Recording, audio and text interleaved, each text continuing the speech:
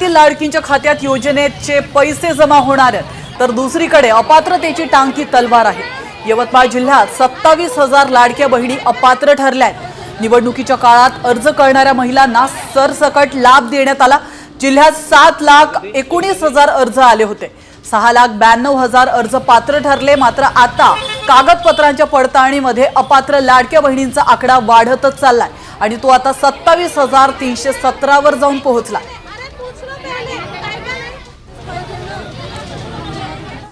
आणि आता बातमी समोर येते अमरावतीमधून। अमरावती जिल्ह्यातील लाडक्या बहिणींना मोठा धक्का देण्यात आलाय।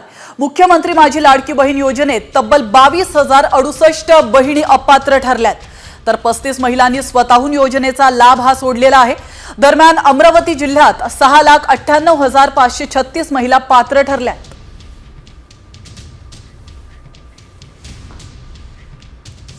आणि या संदर्भात एक महत्त्वाची अपडेट। लाडकी बहीण योजनेवरून संजय राऊतांनी सरकारवर हल्लाबोल केला। सरकारने बहिणींना 2100 रुपये देणार होते, त्याचं काय झालं असा सवाल संजय राऊतांनी विचारला। लाडकी बहीण योजना ही सुद्धा किती फसवी आहे हे सुद्धा आपण निवडणुकीनंतर पाहिलंय। 2100 रुपये देणार होते लाडक्या बहिणींना, निवडणुकीनंतर ताबडतोब आता संबंधित खात्याच्या ज्या मंत्रीबाई आहेत त्याही महिलाच आहेत, त्यांनी ते शक्य नाही सांगितलं की महिलांची फसवणूक आहे। मला काल काही वृद्ध कलाकार भेटले। लाडकी बहीण आल्यापासून, ही योजना आल्यापासून वृद्ध कलाकारांना मानधन नाही, पेन्शन नाही, काही नाही। ही अवस्था या राज्याची आर्थिक अवस्था आहे। आणि आता एक चिंता वाढवणारी बातमी समोर येते। तुम्ही पनीर खात असाल तर ही बातमी तुमच्यासाठी अत्यंत महत्त्वाची आहे। ही बातमी पूर्ण पहा। पुण्यातील भेसळयुक्त पनीर बनवणाऱ्या कारखान्यावर छापा मारण्यात आला। आपण या दृश्यांच्या माध्यमातून पाहू शकतो। पोलिसांच्या छापेमारीत 1,400 किलो पनीर जप्त करण्यात आले। पनीरचे नमुने तपासणीसाठी प्रयोगशाळेमध्ये पाठवण्यात आल्याची माहिती समोर येते। तब्बल 11 लाख रुपयांचा मुद्देमाल पोलिसांकडे जप्त करण्यात आलाय। पुण्यातील मांजरी खुर्द या ठिकाणी कारखान्यावर पुणे पोलिसांच्या गुन्हे शाखेने ही छापेमारी केली आहे।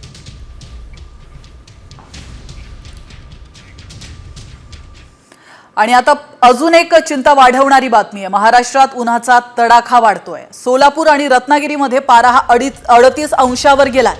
कोकणामध्ये दमट आणि उष्ण हवामानामुळे येलो अलर्ट जारी करण्यात आलाय, तर ठाणे, मुंबई, रायगड आणि रत्नागिरी जिल्ह्यांमध्ये देखील हवामान सरासरीपेक्षा उष्ण आणि दमट राहणार आहे। उर्वरित राज्यातही तापमान चढच राहणार असल्याचं आता सांगण्यात येत आहे। तर राज्यभरात कुठे किती तापमान आहे आपण पाहूया। सोलापूरमध्ये 38, रत्नागिरीत 38, सांगलीमध्ये 37.4 तर पुण्यामध्ये 36.7 अंश सेल्सिअस तापमानाची नोंद झाली आहे। कोल्हापुरात 36.2, धाराशिवमध्ये 36.1, नाशिकमध्ये 36 तर मुंबईमध्ये 35.5 डिग्री सेल्सिअस इतक्या तापमानाची नोंद झाली आहे। नागपूरमध्ये 34.2, संभाजीनगरमध्ये 34 तर महाबळेश्वरमध्ये 32 अंश सेल्सिअस तापमानाची नोंद झाली आहे।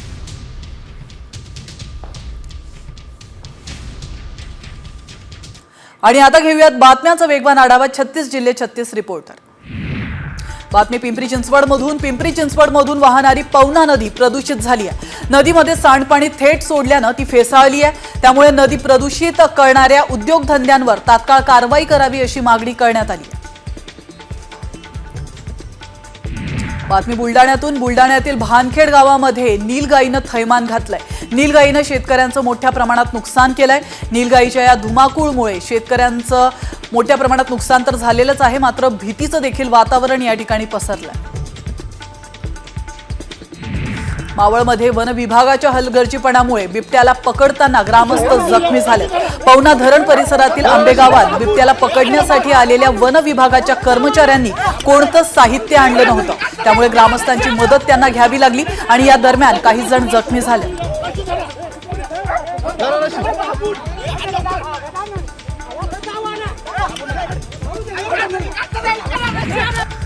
पुण्याच्या दौंड तालुक्यातील शेतकरी राजेंद्र माधवराव शिंदे यांनी 1 एकरावरील कोबी पिकावर रोटावेटर फिरवलाय।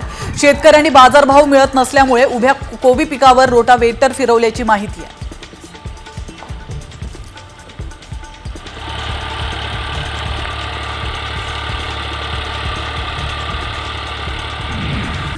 मुंबई नाशिक महामार्गावर शहापूर तालुक्यातील रेल्वे ब्रिज जवळ रस्त्याचं काम सुरू आहे, त्यामुळे वाहतूक एकेरी मार्गाने सुरू आहे. वाहनं समोरासमोर आल्याने वाहतूक कोंडी निर्माण झाली आहे. 1 ते 2 किलोमीटरच्या लांबच लांब रांगा या ठिकाणी पाहायला मिळतात. बातमी नाशिकमधून. नाशिकच्या गंगापूरमधील शौचालयात घाणीचं साम्राज्य असताना आरोग्य कर्मचारी यात लक्ष देत नाहीयेत. 4 ते 6 महिन्यांपासून परिस्थिती अशीच असून आरोग्य कर्मचारी त्याकडे जाणीवपूर्वक दुर्लक्ष करत असल्याचं पाहायला मिळत आहे. हा नागरिकांच्या आरोग्याचा गंभीर प्रश्न या ठिकाणी निर्माण झालेला आहे. आता यावर प्रशासन काय पाऊल उचलतं हे पाहणं महत्त्वाचं आहे. रत्नागिरीतील मंडणगडमध्ये जलजीवन मिशनद्वारे हर घर नल ही योजना राबवण्यात आली आहे. मात्र त्याद्वारे मिळणारं पाणी अत्यंत दूषित आणि दुर्गंधीयुक्त आहे. मात्र प्रशासनाकडून कोणतीही कारवाई केली जात नाहीये. त्यामुळे शुद्ध पाणी न मिळाल्यास ग्रामस्थांनी आंदोलनाचा इशारा दिला.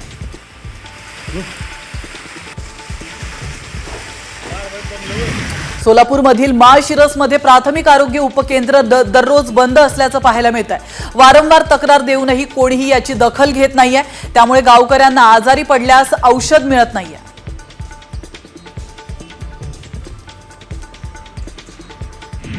नांदेडच्या देगलूर तालुक्यातील सुगावातील दत्तात्रय बामणे यांच्या शेतामध्ये लाईटचे पोलवरील विद्युत वाहिनी जी तार आहे ती खाली आली आहे आणि यामुळे तारेत विद्युत प्रवाह सुरू असून मोठी दुर्घटना कधीही घडू शकते. या तारेमुळे शेतामध्ये काम देखील करता येत नाहीये. तर देगलूर महावितरणचे अधिकारी या तक्रारीकडे दुर्लक्ष करत असल्याचा आरोप शेतकरी करतात.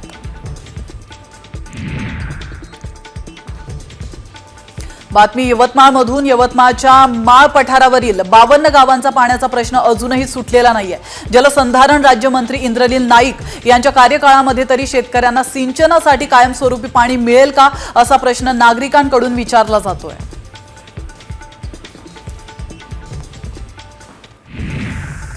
आणि आता एक महत्त्वाची बातमी समोर येते. शक्तीपीठ महामार्गात मोठ्या प्रमाणात घोटाळा होणार आहे. अनेक नेत्यांचे हात ओले होणार असल्याचा आरोप राजू शेट्टी यांनी केलाय. शक्तीपीठ महामार्गाच्या 1 किलोमीटरला 108 कोटी रुपयांचा खर्च दाखवण्यात आलाय. हा महामार्ग 86,000 कोटी रुपयांचा आहे. तर रस्ते विकास महामंडळाकडून जे महामार्ग तयार करण्यात आलेत त्याचा 1 किलोमीटरला 35 कोटी रुपये खर्च आहे. मग वरचे 70 कोटी कोणाच्या घशात घालायचा आहेत अशी टीका राजू शेट्टी यांनी केली आहे. परभणीमधून अगदी बागायती पट्ट्यातून शक्तीपीठ महामार्ग जातो. या शक्तीपीठ महामार्गाच्या माध्यमातून महाराष्ट्रामध्ये अजून एक मोठा घोटाळा होणार आहे. त्याचा 1 किलोमीटरचा खर्च जर बघितला तर 802 किलोमीटरला 86,000 कोटी रुपये म्हणजे साधारणपणे 1 किलोमीटरला 108 कोटी रुपये खर्च दाखवला आहे.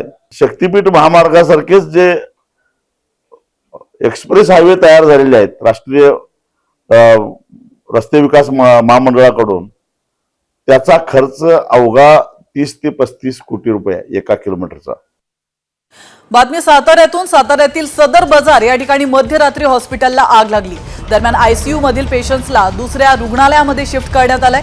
अग्निशमन दलाकडून आगीवर नियंत्रण मिळवण्यात आलंय. आगीचं कारण अद्याप कळू शकलेलं नाहीये.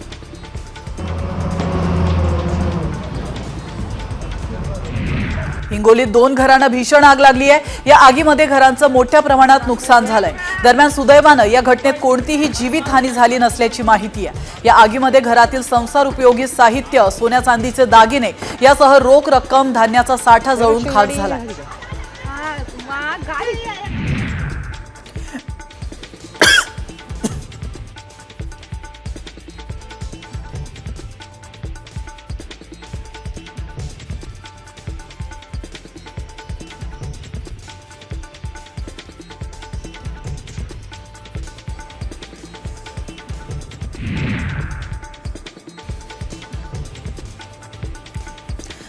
बातमी अकोल्यातून. अकोल्यामध्ये नाल्याच्या पाण्यात बुडून 2 चिमुकल्यांचा मृत्यू झालेला आहे. खेळण्यासाठी घराबाहेर गेले असताना गावाशेजारच्या कोलार नाल्याच्या पात्रामध्ये चिमुकले पोहण्यासाठी उतरले होते. नातेवाईकांसह ग्रामस्थांनी घटनास्थळी धाव घेतली आहे, परंतु तोपर्यंत दोघांचा मृत्यू झाला होता. सांगलीमध्ये शिवशाही बसमध्ये एका तरुणीचा विनयभंग झाला। पुणे ते सांगली शिवशाही बसमधून रात्री प्रवास करणाऱ्या तरुणीचा सहप्रवासी तरुणाने अश्लील चाळे करत विनयभंग केला। बस सांगली स्थानकात आल्यावर तरुणीने हा प्रकार बस चालकासह प्रवाशांना सांगितला। त्यानंतर नराधम वैभव कांबळे पोलिसांच्या ताब्यात आलेला आहे। परभणीत 2 शिक्षक विद्यार्थ्यांसमोरच आपापसात भिडलेत।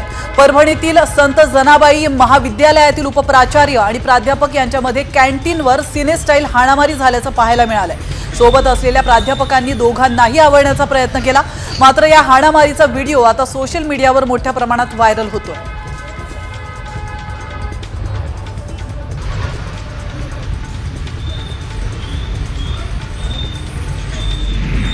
मुंबई गोवा महामार्गाच्या डांबरीकरणात कोट्यवधींचा घोटाळा झाल्याचा आरोप करण्यात आलाय।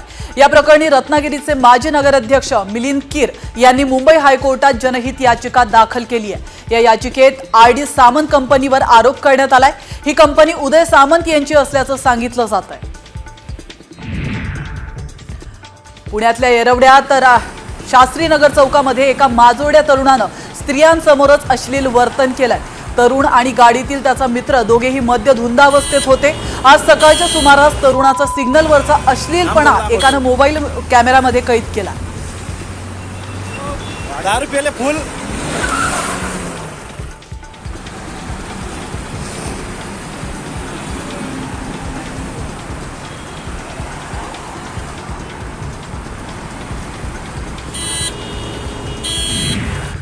तर दुसरीकडे बीड जिल्ह्यात गुंडाराज सुरूच आहे। गरीब लोकांना भर दिवसा घरात घुसून मारहाण करतानाचा व्हिडिओ समोर आलाय। जिल्हा रुग्णालयातही सुरक्षा रक्षकाकडून तरुणाला मारहाण करताना दिसतंय।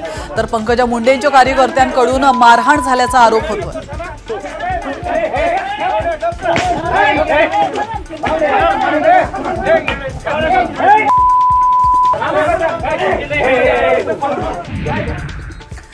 आणि आता एक महत्त्वाची बातमी आहे सूचक वक्तव्या संदर्भातली।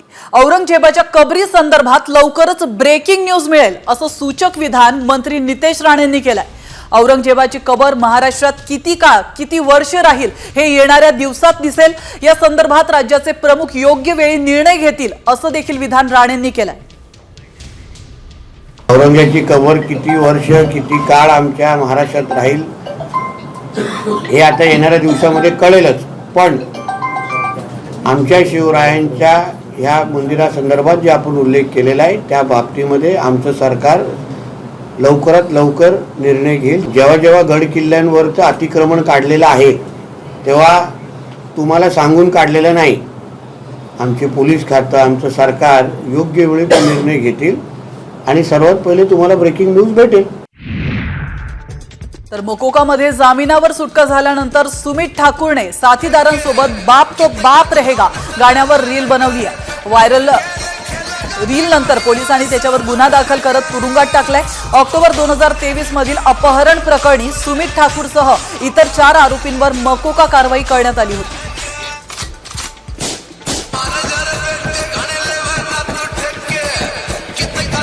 नवी मुंबईसह इतर ठिकाणी अंमली पदार्थ विक्री करणाऱ्या महिलेला एपीएमसी पोलिसांनी अटक केली आहे। तिच्याकडून 6,69,000 रुपयांचा मुद्देमाल जप्त करण्यात आलाय। या प्रकरणी नवी मुंबई पोलीस पुढील तपास करतात।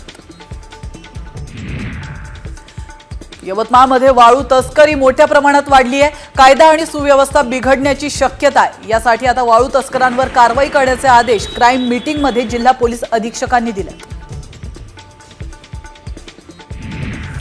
चंद्रपूरमधील पठाणपुरा मार्गावरील पिंक बार समोर एका युवकाच्या टोळीने किरकोळ वादातून पोलिसांवर हल्ला केलाय। त्यात एका पोलिसाचा मृत्यू झाल्याची माहिती आहे, तर एक जण गंभीर जखमी झालाय। या प्रकरणी 4 आरोपींना पोलिसांनी ताब्यात घेतलाय, तर ते अधिक तपास करतायत। नवी मुंबईत 4 जणांनी अंमली पदार्थाचं सेवन करून इंस्टाग्रामवर व्हिडिओ व्हायरल केला। या प्रकरणी अंमली पदार्थ विरोधी पथकाने 4ही आरोपींना अटक केली आहे। इंस्टाग्रामवर सदर व्हिडिओ व्हायरल केल्यामुळे त्यांच्यावर गुन्हा दाखल करण्यात आला।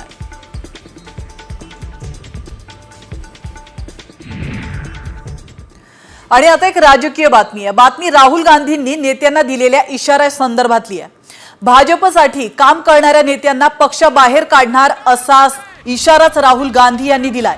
राहुल गांधी गुजरातच्या दौऱ्यावर आहेत आणि यावेळी त्यांनी पक्षाच्या बैठकीमध्ये भाजपला मदत करणाऱ्या नेत्यांवर रोष व्यक्त केला। गुजरात की जनता,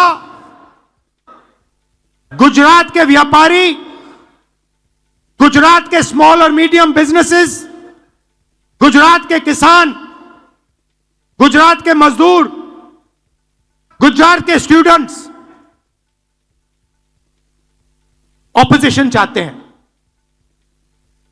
विकल्प चाहते हैं, बी टीम नहीं चाहते हैं। मी आहे धाराशिवमधून। धाराशिवमध्ये उष्माघातापासून बचावासाठी प्रशासनाकडून रुग्णालयात कोल्ड रूमची स्थापना करण्यात आली आहे। यात 44 प्राथमिक आरोग्य केंद्रांसह ग्रामीण आणि शहरी आरोग्य केंद्रांचा समावेश आहे। दरम्यान नागरिकांनी गंभीर स्थितीत 108 आणि 102 या क्रमांकावर त्वरित संपर्क करावा असं आवाहन करण्यात आलं।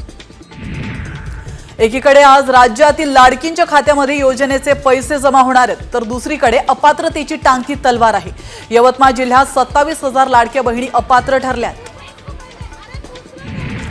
उद्या लोकलच्या तिन्ही मार्गांवर मेगा ब्लॉक घेण्यात येणार आहे। मध्य रेल्वेच्या माटुंगा ते मुलुंड अप आणि डाऊन जलद मार्ग, तर हार्बर मार्गावरील CSMT ते चुनाभट्टी वांद्रे अप आणि डाऊन मार्गावर हा मेगा ब्लॉक घेण्यात येणार आहे। तर पश्चिम रेल्वेवर दिवसा कोणताही मेगा ब्लॉक नसून शनिवारी रात्रकालीन ब्लॉक या ठिकाणी असणार आहे।